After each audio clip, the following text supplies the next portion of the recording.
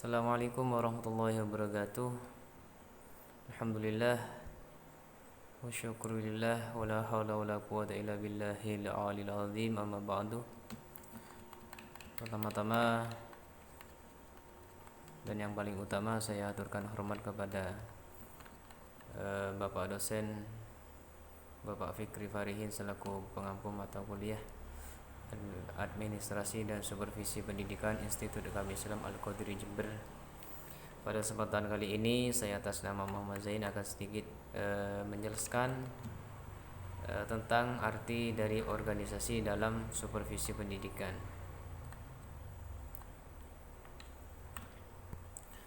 Untuk yang pertama kita akan bahas tentang arti organisasi itu tersendiri. Organisasi pada hakikatnya adalah manusia pada hakikatnya adalah makhluk sosial yang ia mempunyai serangkaian yang harus dipenuhi untuk menjamin kelanjutan hidupnya. Di antara kebutuhan tersebut adalah kebutuhan sosial. Jadi dapat disimpulkan organisasi adalah kerjasama beberapa orang manusia yang punya kesamaan dalam mencapai suatu tujuan tertentu. Dengan kata lain, melakukan jalinan kerjasama beberapa orang atau manusia yang mempunyai kesamaan tujuan disebut kelompok kerjasama atau lebih tegas organisasi itu tersendiri. Yang kedua, poin-poin tentang organisasi sebagai suatu sistem. Dalam satu sistem telah banyak dikemukakan bahwa ia merupakan suatu kelompok elemen-elemen yang saling berhubungan dan berkaitan satu sama lain. Suatu sistem memiliki 3 komponen, yaitu komponen input, proses, dan output. Itulah komponen-komponen dari organisasi itu tersendiri. Pondasi-pondasi organisasi. Yang pertama yaitu perumusan tujuan organisasi, 2 pembagian kerja atau tugas, 3 koordinasi, 4 kelimpahan wewenang, 5 rentangan kontrol, 6 jenjang organisasi, dan yang terakhir yang ketujuh fleksibilitas.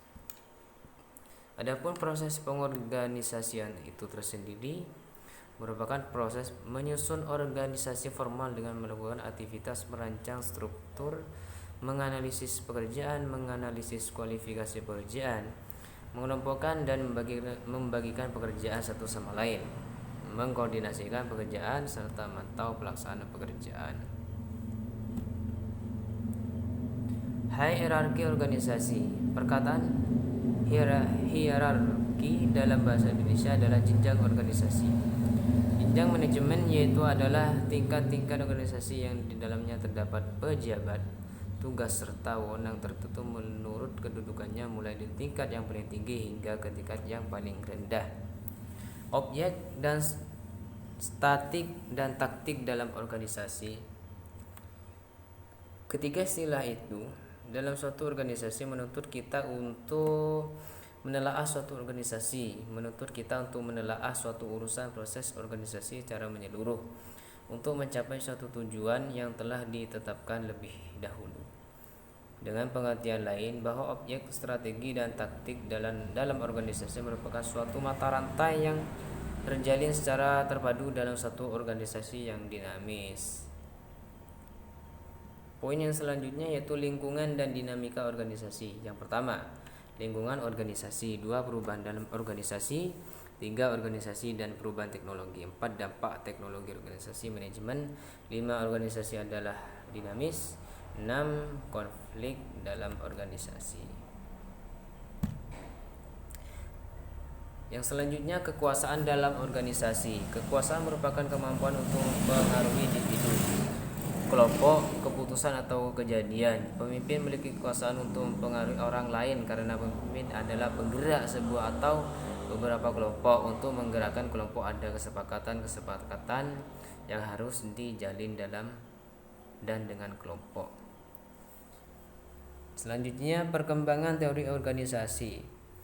Teori organisasi dapat didefinisikan sebagai teori yang menerangkan dan memprediksikan apa yang bagaimana struktur, proses dan perilaku dalam berbagai macam organisasi menurut budaya dan lingkungan.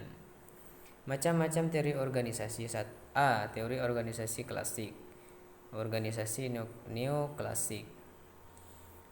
Organisasi struktur modern, dan terakhir sistem dan kontingensi. Itulah sedikit penjelasan dari pengertian organisasi. Cukup sekian dari saya atas nama Muhammad Zain, kurang lebihnya mohon maaf. Wa akhiran, wassalamualaikum warahmatullahi wabarakatuh.